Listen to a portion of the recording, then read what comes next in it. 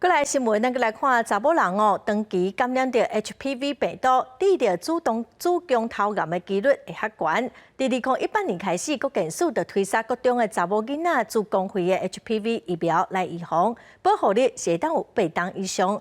妇产科医学会嘛呼吁讲，若是国家的财政有法度负担哦，应该查甫查某拢爱做。HPV 疫苗守护家中宝贝的未来。大社发稿后，呼吁各种女学生爱来子宫肺的人类病毒病毒 HPV 疫苗。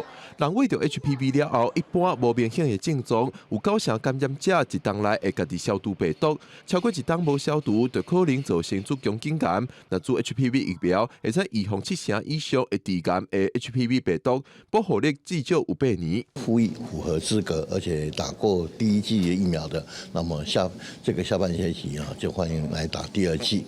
那万一还没有打过的，那你在这个符合年龄层，那你还是可以来打第1剂。国健署讲 ，HPV 疫苗愈早做效果愈好。2018年开始推动各种女学生子宫肺的疫苗，每个人爱做2档。2021年入学的各种查某囡仔有做第1档的比率是92%。另外，也有专家建议，把各种查甫囡仔嘛加进来。男生女生一起打，通常预防的效果会更好。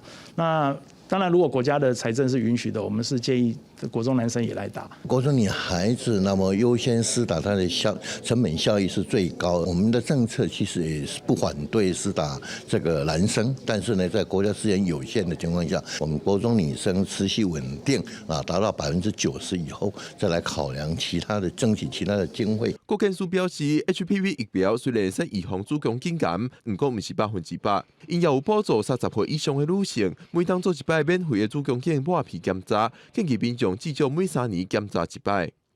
记者阮郑俊佑台北报道。